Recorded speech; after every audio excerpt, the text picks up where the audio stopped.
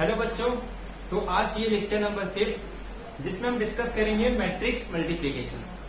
हमने last lecture में कुछ रिवीजन किया था जो स्टार्टिंग से फर्स्ट से थर्ड लेक्चर तक के थे। तो आज हम डिस्कस करेंगे कैसे दो मैट्रिक्स को आपस में मल्टीप्लाई किया जाता है। मीन्स हमारे पास दो मैट्रिक्स गिवन होंगे तो उन मैट्रिक्स को आपस में कैसे मल्टीप्लाई करेंगे, और उसके बाद हम देखेंगे कि कुछ प्रॉपर्टीज, उस मैट्रिक्स मल्टीप्लिकेशन से रिलेटेड जितने भी प्रॉपर्टीज होंगे जिससे रिलेटेड क्वेश्चन बन सकते हैं वो सारे आज हम डिस्कस करेंगे। तो पहले तो सिंपल चीज स्टार्ट करते हैं कि कैसे किसी दो मैट्रिक्स को मल्टीप्लाई किया जाता है। तो जब हम मैट्रिक्स मल्टीप्लिकेशन करते हैं तो हमेशा याद रखना है वो रो टू कॉलम यूज होता है। अब ये रो टू कॉलम क्या होते हैं? जैसे एक मैट्रिक्स गिवन है, सपोज एक मैट्रिक्स गिवन है 2 into 3 और एक मैट्रिक्स है 3 into 2 ऑर्डर का। अब इसे आपस में मल्टीप्लाई करना है जिसे हम लिखते हैं A क्रॉस B या फिर A into B। तो ध्यान से समझना, ये हमारा रो टू कॉलम होता है। अब रो टू कॉलम से मतलब ये होता है कि एक रो को मल्टीप्लाई करना है सेकेंड मैट्रिक्स के कॉलम से, फिर इस रो को सेकेंड कॉलम से मल्टीप्लाई करेंगे, फिर फर्स्ट रो को थर्ड कॉलम, ऐसे सेकेंड रो को first column, second row second column, second row third column. तो इस तरीके से हम मल्टीप्लाई करते हैं। मीन्स रो टू कॉलम इस तरीके से हमारा मैट्रिक्स वर्क करता है। तो एक एग्जांपल लेते हैं जिसके मदद से ये देखते हैं कि कैसे मैट्रिक्स को मल्टीप्लाई कर सकते हैं, और उसके बाद सबसे इंपॉर्टेंट, क्या हर दो मैट्रिक्स को हम मल्टीप्लाई कर सकते हैं। मीन्स हमारे पास दो मैट्रिक्स गिवन है तो क्या उन दोनों मैट्रिक्स को आपस में मल्टीप्लाई किया जा सकता है। तो कौन सी ऐसी कंडीशन होगी कि जिसमें हम ये कह सकते हैं कि अब इन दोनों मैट्रिक्स को आपस में मल्टीप्लाई कर सकते हैं। तो वो आज सब डिस्कस करने वाले हैं। हम पहले एक एग्जांपल लेते हैं और सिंपल इसे मल्टीप्लाई करते हैं। जैसे मान लो एक मैट्रिक्स है जिसकी एंट्री है 1 2 3 6 4 2 और एक बी मैट्रिक्स है, और इस मैट्रिक्स का ऑर्डर क्या होगा?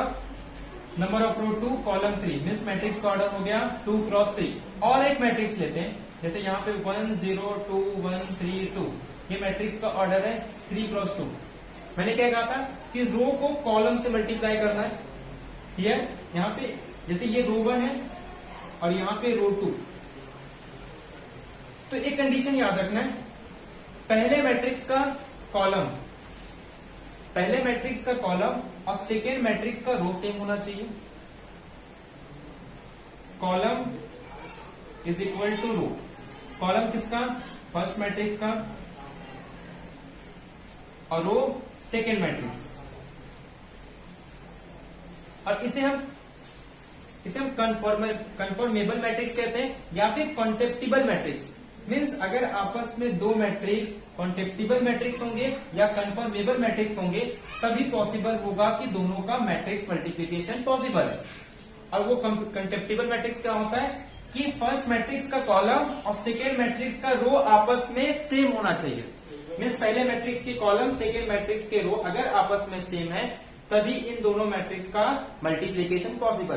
तो ये कंडीशन है कि कब दोनों मैट्रिक्स को आपस में मल्टीप्लाई कर सकते हैं। तो अब करना किस तरीके से? पहले रो को पहले कॉलम से, और जो मैट्रिक्स की ऑर्डर होगी, ध्यान सुनना, पहले मैट्रिक्स का रो सेकेंड मैट्रिक्स का कॉलम। मीन्स मैट्रिक्स की ऑर्डर क्या होगी? 2 क्रॉस 2। अब 2 क्रॉस 2 के एंट्री कैसे होते हैं? जैसे यहां पे सपोज एक मैट्रिक्स आ गया C, तो मैट्रिक्स का C11 C12 C21 C2 कुछ इस तरीके का एंट्री होगा। अब इस एंट्री को देखो 1 1 1 2 2 1 2 2। जब मल्टीप्लाई करेंगे तो इस बात को ध्यान में रखना है कि पहले मैट्रिक्स का पहला रो सेकेंड मैट्रिक्स का पहला कॉलम। तो ये हमारा पहला मैट्रिक्स का पहला रो हो गया और सेकेंड मैट्रिक्स का पहला कॉलम, और इसे मल्टीप्लाई करेंगे। और मल्टीप्लाई कैसे करना है? इसके करेस्पॉन्ड एलिमेंट को ही मल्टीप्लाई करना है। जैसे 1 के करेस्पॉन्डिंग में 1 है, 2 के करेस्पॉन्डिंग में 2 और 3 के करेस्पॉन्डिंग में 3, और फिर सबको आपस में ऐड कर देना है। जैसे 1 बन जा 1, 2 2 जा 4, 3 3 जा 9, और सबको ऐड करेंगे तो 9 + 4 13 + 1 14। तो यहाँ पे फर्स्ट एंट्री हमारा होगा 14। इस तरीके से हमने फर्स्ट एंट्री लिखा। ठीक इसी तरीके से फर्स्ट मैट्रिक्स को सेकेंड रो से करेंगे। क्योंकि फर्स्ट मैट्रिक्स का पहला रो सेकेंड मैट्रिक्स का सेकेंड कॉलम, तो ये फर्स्ट मैट्रिक्स का पहला रो हो गया और ये सेकेंड मैट्रिक्स का सेकेंड कॉलम। करेस्पॉन्डिंग एलिमेंट को मल्टीप्लाई करेंगे तो ये 0, 2 1 जा 2, 3 2 जा 6, 6 + 2 8, ऐसे इसे मल्टीप्लाई करेंगे तो 6 1 जा 6, 8 + 6 14 + 6 20, ऐसे लास्ट में 6 को 0 से 0, 4 1 जा 4, 2 2 जा 4, 4 + 4 8। तो इस तरीके से हम मैट्रिक्स मल्टीप्लीकेशन करते हैं। अब जो सबसे इंपॉर्टेंट कॉन्सेप्ट है मैट्रिक्स के अंदर कम्यूटेटिव, जैसे हमने यहां पे मल्टीप्लाई किया, ये जो न्यू मैट्रिक्स है सी, इसे हम लिखते हैं ए बी से या ए क्रॉस बी या फिर सिंपल ए डॉट बी, इस तरीके का रिप्रेजेंटेशन है मल्टीप्लीकेशन का। अब क्वेश्चन ये आता है कि अगर ए बी लिखेंगे या फिर बी ए मैट्रिक्स, क्या आपस में दोनों सेम होगी? ये हमारा पहला प्रॉपर्टी है। तो इसी मैट्रिक्स का अगर सपोज हमें बी ए निकालना है तो ये हो गया हमारा ए इंटू बी,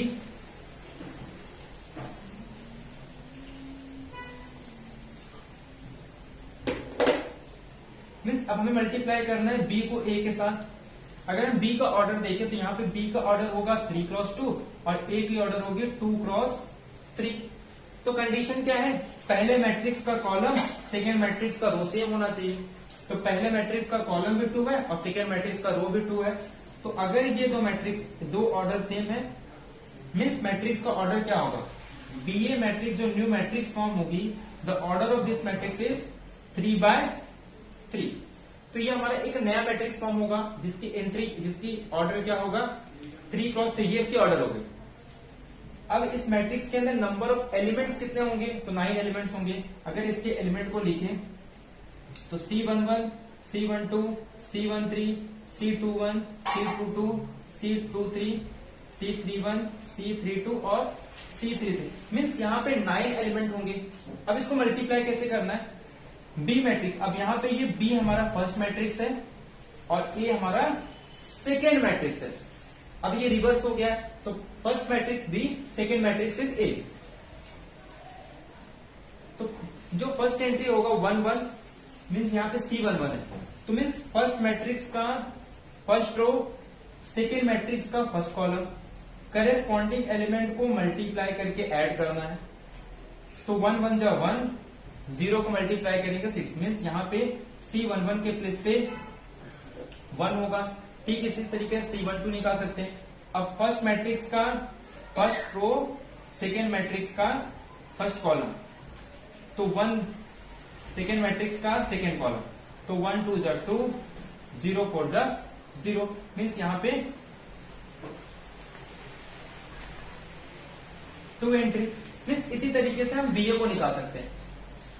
अब ध्यान से सुनना, ए बी मैट्रिक्स का ऑर्डर 2 × 2 था, बट यहाँ पे बी ए मैट्रिक्स का ऑर्डर 3 × 3 है। मीन्स मैट्रिक्स का ऑर्डर ही अगर सेम नहीं है तो मैट्रिक्स इक्वल तो होगा नहीं। तो यहाँ पे हम कुछ 6 पॉसिबिलिटीज देखेंगे कि अगर दो मैट्रिक्स गिवन है तो उनके प्रोडक्ट के बारे में। तो अगर दो मैट्रिक्स गिवन है तो कुछ ऐसी पॉसिबिलिटी होती है कि कभी तो ए बी भी एग्जिस्ट नहीं होगा, बी ए भी एग्जिस्ट नहीं होगा, कभी हो सकता है कि ए बी एग्जिस्ट हो, बी ए एग्जिस्ट ना हो। तो इस तरीके के जितने भी पॉसिबिलिटी है, टोटल 6 पॉसिबिलिटी, तो वो आज हम डिस्कस करेंगे।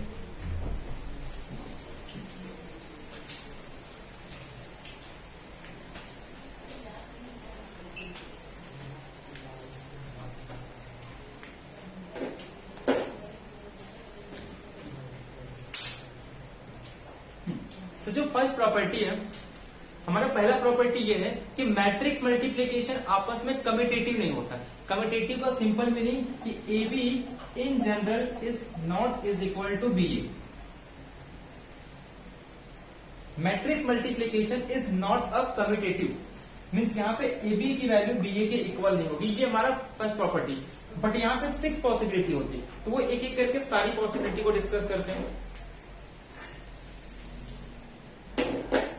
जैसे मान लो एक मैट्रिक्स गिवन है और एक मैट्रिक्स गिवन है बी, फिर दो मैट्रिक्स है आपस में। तो अब इसके प्रोडक्ट की कितनी पॉसिबिलिटी बनेगी?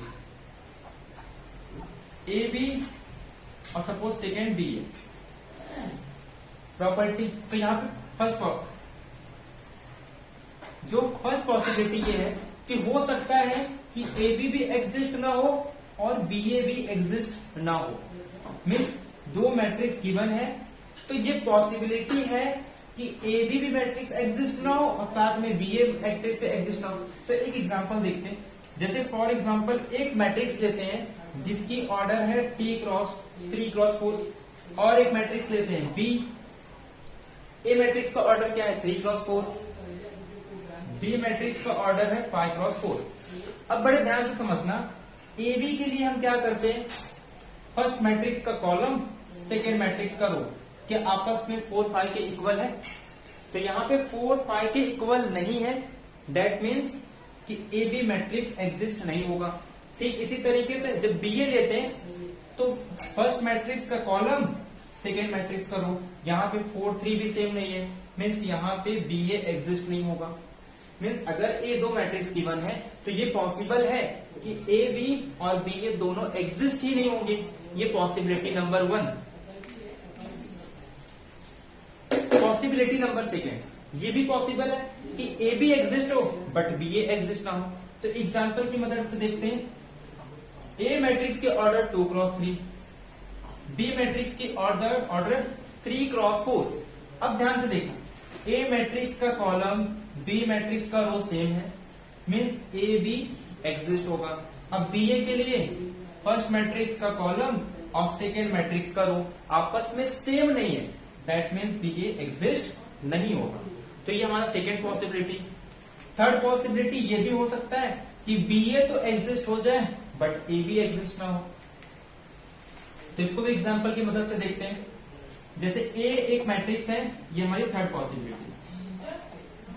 मान लो एक मैट्रिक्स है, उसकी ऑर्डर ए मैट्रिक्स का ऑर्डर 3 क्रॉस 2 है और एक बी मैट्रिक्स है, बी मैट्रिक्स का ऑर्डर मान लेते हैं 4 क्रॉस 3। चेक कैसे करना है, फर्स्ट मैट्रिक्स का कॉलम, यहाँ पे ये फर्स्ट मैट्रिक्स का कॉलम हो गया, सेकेंड मैट्रिक्स का रो, क्या आपस में 2 4 सेम है? नहीं, मीन्स ए बी एग्जिस्ट नहीं होगा। अब बी ए लेंगे तो फर्स्ट मैट्रिक्स का कॉलम 3, सेकेंड मैट्रिक्स का रो 3 3 3 सेम है, मीन्स यहाँ पे बी ए एग्जिस्ट होगा। हमने 3 पॉसिबिलिटी देखी। पहले पॉसिबिलिटी में न तो ए एग्जिस्ट हो रहा था ना ही बी एग्जिस्ट हो रहा था। सेकेंड मैट्रिक्स में हमने देखा कि ए बी एग्जिस्ट हो गई थी बट बी ए एग्जिस्ट नहीं हो रहा था। केस नंबर थर्ड में बी ए तो एग्जिस्ट हो गया बट ए बी एग्जिस्ट नहीं हो रहा है। मीन इन दोनों के बारे में 3 पॉसिबिलिटी हो गई। अब नेक्स्ट पॉसिबिलिटी, नेक्स्ट पॉसिबिलिटी ये अब हो सकता है कि ए बी भी एग्जिस्ट हो जाए, मैट्रिक्स बी ए भी एग्जिस्ट हो बट दोनों का ऑर्डर सेम ना हो। जो हमने एक एग्जांपल देखा था कि एक मैट्रिक्स की ऑर्डर 2 क्रॉस 3 थी, एक मैट्रिक्स की ऑर्डर 3 क्रॉस 2 था। जब हमने ए बी निकाला तो उसका ऑर्डर 2 क्रॉस 2, जब हमने बी ए फाइंड किया 3 cross 3। Means A B matrix order exist हो रही थी बट मैट्रिक्स का ऑर्डर 2 क्रॉस 2, बी ए भी एग्जिस्ट हो रहा था बट मैट्रिक्स का ऑर्डर 3 क्रॉस 3। ये हमारा possibility number 4। Means matrix A B भी एग्जिस्ट होगा और बी ए भी एग्जिस्ट होगा बट दोनों का ऑर्डर सेम नहीं है। दोनों की पहले मैट्रिक्स के ऑर्डर 2 क्रॉस 2, सेकेंड मैट्रिक्स के ऑर्डर 3 क्रॉस 3। मीन्स जब जिस मैट्रिक्स का ऑर्डर ही सेम ना हो उन दोनों मैट्रिक्स के बारे में इक्वल की कोई पॉसिबिलिटी नहीं बनती। मीन्स इक्वल मैट्रिक्स के लिए ऐसा होता है, किसी भी मैट्रिक्स को इक्वल कब बोलते हैं, दोनों का ऑर्डर सेम होना चाहिए और दोनों के सारे एलिमेंट सेम होने चाहिए। बट जिस मैट्रिक्स का ऑर्डर ही सेम ना हो उस मैट्रिक्स के इक्वल की पॉसिबिलिटी बनती है। ये हो गया हमारा फोर्थ पॉसिबिलिटी। अब पॉसिबिलिटी नंबर 5, ए बी भी एग्जिस्ट होगा, बी ए भी एग्जिस्ट होगा बट दोनों मैट्रिक्स आपस में इक्वल नहीं होंगे। अब इस मैट्रिक्स के ऑर्डर के लिए हमेशा याद रखना है दोनों मैट्रिक्स स्क्वायर मैट्रिक्स होनी चाहिए सेम ऑर्डर की। जैसे एक मैट्रिक्स का ऑर्डर 2 क्रॉस 2, बी मैट्रिक्स का ऑर्डर 2 क्रॉस 2। अब यहां पे ध्यान देना, फर्स्ट मैट्रिक्स का रो सेकेंड मैट्रिक्स का कॉलम सेम होगा और फर्स्ट मैट्रिक्स का कॉलम सेकेंड मैट्रिक्स का रो सेम है। अगर बी ए लेंगे तो फर्स्ट मैट्रिक्स का रो और सेकेंड मैट्रिक्स, फर्स्ट मैट्रिक्स का कॉलम और सेकेंड मैट्रिक्स का रो आपस में सेम है। मीन्स यहाँ पे ए बी भी एग्जिस्ट होगा और बी ए भी एग्जिस्ट होगी और दोनों की ऑर्डर ए बी का ऑर्डर ए 2x2, बी ए का ऑर्डर 2x2, क्योंकि यहाँ पे सारे मैट्रिक्स 2 कॉलम है, 2 रो, यहाँ पे भी 2 रो 2 कॉलम, मीन्स ए बी का ऑर्डर 2x2, बी ए का ऑर्डर 2x2, मीन्स यहाँ पे ए बी भी एग्जिस्ट हो रहा है, बी ए भी एग्जिस्ट हो रहा है और दोनों का ऑर्डर भी सेम है। बट हो सकता है दोनों मैट्रिक्स आपस में इक्वल ना हो। तो एक एग्जांपल ले लेते हैं, जैसे एक मैट्रिक्स हमारे पास गिवन है, मान लो 0 1 0 0, एक में सेकेंड एंट्री है, तो सेकेंड एंट्री के लिए यहाँ पे कहीं भी 1 नहीं है, मीन्स ये मैट्रिक्स 0 होगा। जैसे 0 1 मल्टीप्लाई करेंगे ये भी 0, यहाँ भी 0, अगर इसे इससे मल्टीप्लाई करते हैं तो ये भी 0 होगा और ये भी 0। बट जब हम बीए करेंगे तो फर्स्ट रो फर्स्ट कॉलम, तो यहाँ पे ये 0 होगा। जब फर्स्ट रो सेकेंड कॉलम करेंगे तो 1 1 जा 1, 0 0 जा 0, मीन्स यहाँ पे 1 आ गए। मीन्स अब ये दोनों मैट्रिक्स इक्वल तो नहीं हो सकते, मीन्स यहाँ पे ए बी और बी ए इक्वल नहीं है, दोनों का ऑर्डर भी सेम है। मीन्स ए बी भी एग्जिस्ट हो रहा है, बी ए एग्जिस्ट हो रही है, दोनों मैट्रिक्स की ऑर्डर भी सेम है कि ए बी मैट्रिक्स का ऑर्डर भी 2x2 होगा, बी ए मैट्रिक्स का ऑर्डर 2x2 होगा, बट दोनों मैट्रिक्स आपस में इक्वल नहीं। तो ये हमारा पॉसिबिलिटी 5। इसके बाद 6 पॉसिबिलिटी ले सकते हैं जिसमें मैट्रिक्स आपस में इक्वल भी होंगे। मतलब अगर 2 मैट्रिक्स है तो ए बी भी एग्जिस्ट होगा, बी ए भी एग्जिस्ट होगा, दोनों की ऑर्डर भी सेम होगी और दोनों मैट्रिक्स आपस में इक्वल होंगे। उसके लिए एक मैट्रिक्स को स्केलर मैट्रिक्स ले लो या फिर आइडेंटिटी मैट्रिक्स। एक एग्जांपल ले लेते हैं,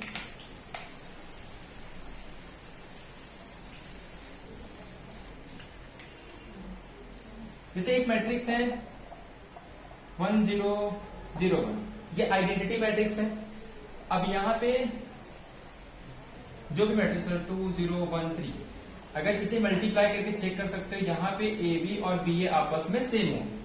अब आइडेंटिटी के लिए नहीं, अगर यहाँ पे सपोज मैं एक मैट्रिक्स ले लूं 7 7 7 0 0 7, अगर इस मैट्रिक्स को किसी भी मैट्रिक्स से मल्टीप्लाई करें, यहाँ पे 3 0 1 6 0 1, बी मैट्रिक्स चाहे जो भी ले लो, अगर ए मैट्रिक्स के प्लेस पे आइडेंटिटी या स्केलर मैट्रिक्स लेंगे तो हमेशा ए बी किसके इक्वल होगा, बी ए के इक्वल, मीन्स ये पॉसिबिलिटी नंबर 6। तो हमने 6 पॉसिबिलिटी देखा कि अगर 2 मैट्रिक्स गिवन है, अगर हमारे पास 2 मैट्रिक्स गिवन है,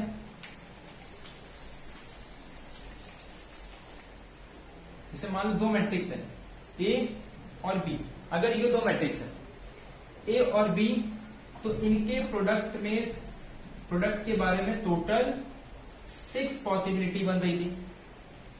अगर 2 मैट्रिक्स गिवन है, suppose m cross n order का और ये p क्रॉस q, तो पहली पॉसिबिलिटी ये कि ए बी बी ए दोनों आपस में एग्जिस्ट ना हो। सेकेंड पॉसिबिलिटी ये कि ए बी तो एग्जिस्ट हो जाए बट बी ए एग्जिस्ट ना हो। थर्ड पॉसिबिलिटी क्या थी कि अब बी ए एग्जिस्ट हो जाए बट ए बी एग्जिस्ट ना हो। फोर्थ पॉसिबिलिटी ये थी कि ए बी बी ए दोनों आपस में एग्जिस्ट हो बट ऑर्डर में नॉट बी सेम, ऑर्डर में नॉट बी सेम, ऑर्डर हो सकता है दोनों मैट्रिक्स का सेम ना हो। फिर उसके बाद दोनों मैट्रिक्स एग्जिस्ट होंगे, ऑर्डर भी सेम होगा, बट आपस में दोनों मैट्रिक्स इक्वल नहीं होंगे, मतलब नॉट इक्वल। ये पॉसिबिलिटी हो सकती है।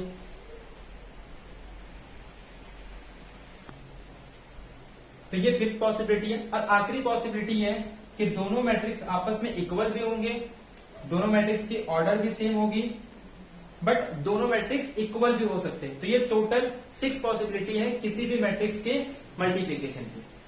तो हमारा पहला प्रॉपर्टी ये था कि 2 मैट्रिक्स आपस में कम्यूटेटिव नहीं होते, और ये बहुत ही इंपॉर्टेंट प्रॉपर्टीज हैं जिसके बेस पे आगे चल के हम अबेलियन ग्रुप करके पढ़ते हैं। अबेलियन का मीन्स कोई भी मैट्रिक्स अगर आपस में कम्यूटेटिव होते हैं, मीन्स जैसे यहाँ पे मैट्रिक्स है, तो इन जनरल किसी भी फंक्शन में हम या किसी भी स्टेट में ये चीज यूज करते हैं कि 2 मैट्रिक्स आपस में कम्यूटेटिव होते हैं तो सब अच्छा अच्छा होता है, बट अगर मैट्रिक्स आपस में कम्यूटेटिव ना हो तो वहां पे कुछ प्रॉब्लम क्रिएट होते हैं। तो ये डिटेल्स में हम स्टडी करते हैं जब हम ग्रुप थ्योरी पढ़ते हैं। तो ये हमारा पहला प्रॉपर्टी था कि मैट्रिक्स मल्टीप्लीकेशन कभी भी कम्यूटेटिव नहीं होता।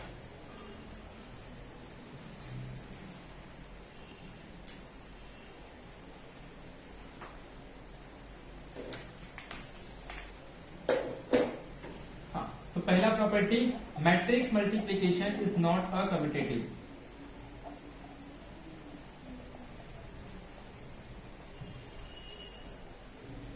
Is not commutative, that is in general AB is not is equal to B। ये पहली प्रॉपर्टी थी। सेकेंड प्रॉपर्टी ये प्रूव कर सकते एग्जांपल लेकिन कि ये एसोसिएटिव प्रॉपर्टी को सेटिस्फाई होता है। Means A into B C करें या फिर A B into C, means bracket को आपस में रिप्लेस कर सकते हैं। यहां पे चाहे बीसी में लगाए या एबी में, मैट्रिक्स का मल्टीप्लीकेशन सेम आने वाला, इसे हम कहते हैं एसोसिएटिव प्रॉपर्टी।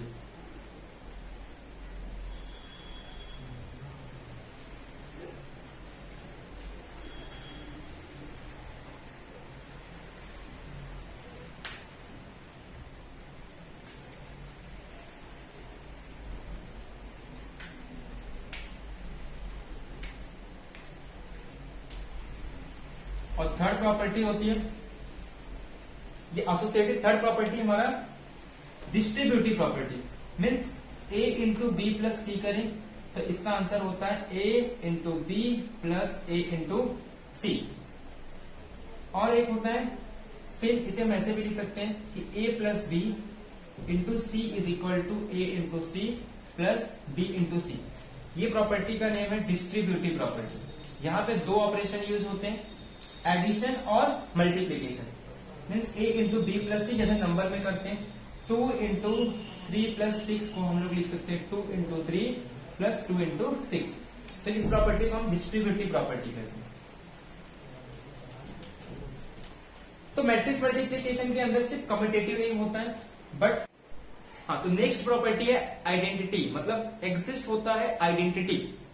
अब आइडेंटिटी मीन जैसे हमारे पास अगर हम नंबर्स की बात करें तो नंबर्स में जैसे जीरो मैट्रिक्स के अंदर जीरो एक आइडेंटिटी होती है, ऐसे ही वन आइडेंटिटी होता है मल्टीप्लीकेशन के अंदर। अब आइडेंटिटी को थोड़ा समझो। आइडेंटिटी मीन्स मतलब जैसे एक नंबर है ए, अगर मुझे फिर से ए नंबर ही चाहिए, अगर एडिशन की बात कर रहे हैं तो ए में ऐसा क्या ऐड करें कि आंसर ए आ जाए, तो यहां पे जीरो। मीन्स किसी भी नंबर में अगर जीरो ऐड करेंगे तो फिर से आंसर आ जाता है ए। मीन्स ये यहां पे आइडेंटिटी हो गया। मीन्स जीरो को हम ये कहेंगे कि ये addition, with respect to addition numbers के अंदर आइडेंटिटी होता है। ऐसे मल्टीप्लीकेशन की जब हम बात करते हैं, मल्टीप्लीकेशन में किसी एक नंबर, किसी भी नंबर को ऐसा किस नंबर से मल्टीप्लाई करें कि आंसर ए आ जाए, तो वो होता है 1। मीन्स किसी भी मैट्रिक्स को अगर हम 1 से मल्टीप्लाई करेंगे तो आंसर फिर से ए आ जाता है। तो इसका मतलब ये है कि यहाँ पे 1 जो है वो आइडेंटिटी हो जाएगा। और with respect to multiplication, means multiplication के रिस्पेक्ट में ये आइडेंटिटी है। तो एडिशन के रिस्पेक्ट में 0 आइडेंटिटी होता है, मल्टीप्लीकेशन के रिस्पेक्ट में 1 आइडेंटिटी होता है। ठीक इसी तरीके से जब हम मैट्रिक्स की बात करते हैं तो एडिशन के अंदर 0 मैट्रिक्स आइडेंटिटी होता है। मीन्स किसी भी मैट्रिक्स में अगर हम 0 मैट्रिक्स को ऐड कर दें तो हमेशा मैट्रिक्स ए आएगा। हमने स्टार्टिंग के लेक्चर में देखा था प्रॉपर्टीज ऑफ एडिशन में कि ए प्लस 0 मैट्रिक्स, अगेन फिर से हमें क्या मिलता है, ए मैट्रिक्स। तो ठीक इसी तरीके से मैट्रिक्स मल्टीप्लीकेशन के अंदर किसी भी मैट्रिक्स को आइडेंटिटी से मल्टीप्लाई करें तो फिर से सेम मैट्रिक्स। और आइडेंटिटी मैट्रिक्स आपस में कम्यूटेटिव होता है। मीन्स ए आई, और आई को हमेशा आई एन से डिनोट करते हैं। मीन्स एन ऑर्डर का identity matrix N to I N is equal to A, और आंसर आ जाएगा ए। और इस आई को हम कहते हैं आइडेंटिटी मैट्रिक्स। तो ये हमारा एक प्रॉपर्टी है कि मैट्रिक्स के अंदर आइडेंटिटी मैट्रिक्स एग्जिस्ट करती है, कि किसी भी मैट्रिक्स को आइडेंटिटी से मल्टीप्लाई करो तो मैट्रिक्स में फिर से हमें अगेन वही मैट्रिक्स मिलती है। तो इसे हम कहते हैं एग्जिस्टेंस ऑफ आइडेंटिटी।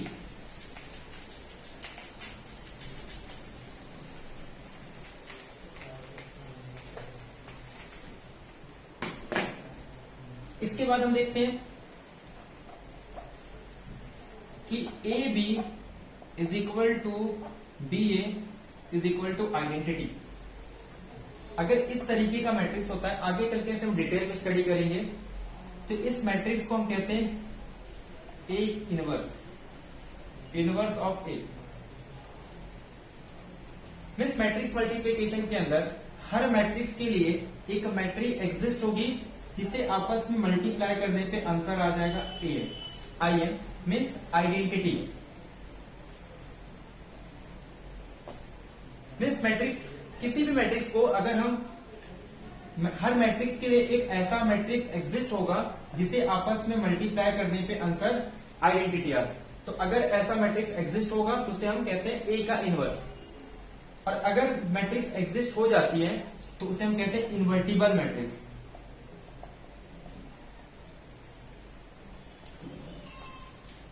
तो आगे चलकर हम देखेंगे कि किसी मैट्रिक्स का अगर डिटर्मिनेंट जीरो है तो उसे नॉन इन्वर्टिबल मैट्रिक्स बोलते हैं, और जिस मैट्रिक्स का डिटर्मिनेंट अगर नॉन जीरो होगा तो वो मैट्रिक्स इन्वर्टिबल मैट्रिक्स होता है। फिर सबसे important property, A B is equal to zero matrix. यहां पे जीरो मीन्स मैट्रिक्स जीरो से, but A is not is equal to zero, B is not is equal to zero. Means A matrix पे zero नहीं होगा, B matrix पे zero नहीं होगा, but ये पॉसिबल है कि दोनों मैट्रिक्स का प्रोडक्ट जीरो हो सकता है। हमने एक एग्जांपल लिया था कि A मैट्रिक्स को अगर सपोज 0 1 0 0 ले लें और एक मैट्रिक्स B को अगर 1 0 0 ले लें, अगर आपस में दोनों को मल्टीप्लाई करेंगे तो आंसर जीरो आ जाएगा। बट न तो यहाँ पे A जीरो मैट्रिक्स है, न ही यहाँ पे B जीरो मैट्रिक्स है। मीन्स ए और बी आपस में दोनों, मतलब ए और बी दोनों मैट्रिक्स जीरो नहीं है, बट दोनों मैट्रिक्स का प्रोडक्ट जीरो है। और एक चीज में इंपॉर्टेंट बात याद रखनी है कि ए बी तो जीरो है, बट अगर हम बी ए निकालेंगे तो बी ए नॉन जीरो होगा। मीन्स ये पॉसिबल है कि ए बी इज जीरो। अगर ए बी जीरो है तो ये इंप्लाई नहीं करता है कि बी ए भी जीरो। तो ये था हमारा आज का लेक्चर, जिसमें हमने मैट्रिक्स मल्टीप्लिकेशन से रिलेटेड जितने भी प्रॉपर्टीज थी और मैट्रिक्स को किस तरीके से मल्टीप्लाई करते हैं वो हमने देखा। और पीडीएफ में आपको एग्जांपल्स मिल जाएंगे जहां से आप दो मैट्रिक्स को आपस में मल्टीप्लाई कर सकते हो। बट इंपॉर्टेंट यहाँ पे इसकी प्रॉपर्टीज होती है, क्योंकि जो क्वेश्चन आते हैं वो आपके सब प्रॉपर्टीज के बेस पे आते हैं। जैसे एक एग्जांपल था कि ए बी आपस में जीरो हो जाता है, but A is not is equal to zero, B is not is equal to zero. तो जब हम क्वेश्चन सॉल्व करते हैं तो वहां पे ये जो प्रॉपर्टीज है वो काफी यूज होती है। या फिर आगे जब हम टाइप्स ऑफ मैट्रिक्स पढ़ेंगे, क्योंकि जो हमने टाइप्स ऑफ मैट्रिक्स किया है उसे बहुत ही कम, अभी कुछ 6 या 7 टाइप्स देखें, आगे हम चल के और भी प्रॉपर्टीज और भी टाइप्स ऑफ मैट्रिक्स देखेंगे, तो जहां पे हमारा मल्टीप्लीकेशन काफी यूज होने वाला है। तो वहां पे इस तरीके के एग्जांपल्स यूज होंगे। तो ये कुछ प्रॉपर्टी है जो काफी इंपॉर्टेंट होने वाली है। और A B is not is equal to B A, ये काफी इंपॉर्टेंट प्रॉपर्टीज है। तो प्रूफ वगैरह में काफी यूज होने वाली है। तो ये प्रॉपर्टीज हमने देखा। तो नेक्स्ट लेक्चर में हम डिस्कस करेंगे ट्रांसपोज ऑफ मैट्रिक्स। तो ट्रांसपोज, उससे रिलेटेड कुछ प्रॉपर्टीज, या फिर और इसके बाद symmetric matrix, symmetric matrix, Q symmetric matrix और उससे रिलेटेड प्रॉपर्टीज, ये हम नेक्स्ट लेक्चर में डिस्कस करने वाले हैं। तो आज के लेक्चर को यही एंड करते हैं, जो हमारा लेक्चर था मैट्रिक्स मल्टीप्लिकेशन। इससे बेस में अगर कोई डाउट होगी तो आप कमेंट बॉक्स में कमेंट कर सकते हैं, और नेक्स्ट लेक्चर में डाउट पहले क्लियर करेंगे और उसके बाद फिर नेक्स्ट लेक्चर से नेक्स्ट टॉपिक से स्टार्ट करेंगे, जो कि ट्रांसपोज ऑफ मैट्रिक्स होगा। तो आज का लेक्चर यही एंड करते हैं। पीडीएफ आपको डिस्क्रिप्शन बॉक्स में मिल जाएगा, वहां से आपको बहुत सारे क्वेश्चंस मिलेंगे, वो आप देख सकते हैं। और उससे रिलेटेड जितने भी प्रॉपर्टीज हमने डिस्कस की वो सारे पीडीएफ में आपको मिल जाएंगे। ठीक है, तो आज का लेक्चर यही एंड करते हैं। Thank you.